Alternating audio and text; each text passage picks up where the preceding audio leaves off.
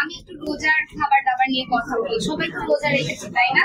ইফতারে কি খাবেন আপনারা? ভাজা পোড়া, আলুর চপ, আচ্ছা আমরা তো তাই না? আপনারা শরবত খান সবাই?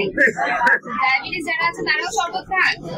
আচ্ছা ঠিক আছে, কোনো সমস্যা হয় না? আপনারা যারা ইনসুলিন নিচ্ছেন তাদের কোনো সমস্যা হচ্ছে না?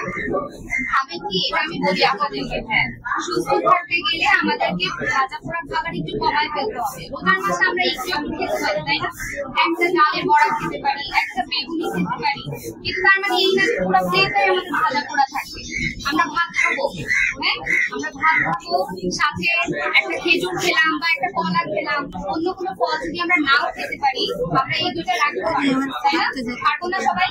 একটা কলা রাখবেন ছোট মাঝারি সাইজের, সাথে ভাত রাখবেন, সাদা পানি হতে পারে, শরবতও হতে পারে, কোনো সমস্যা না।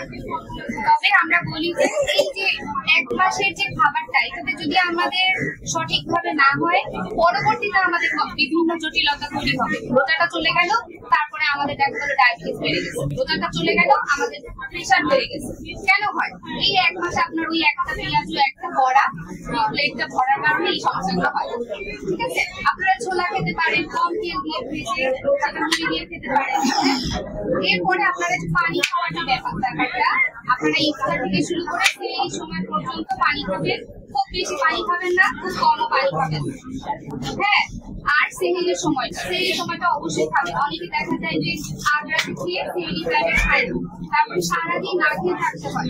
তখন দেখা যায় যাদের ডায়াবেটিস আছে তাদের মাথা চলতে করে, লাল শরীর দুর্বল হয়ে যায়। এই কাজটা আপনারা করবেন না, আপনারা সেহেরিতে খাবেন। আগ্রাতে হয় কি কম, হ্যাঁ আপনারা চিনা কণা খেতে পারেন। ভালো থাকবেন আপনারা।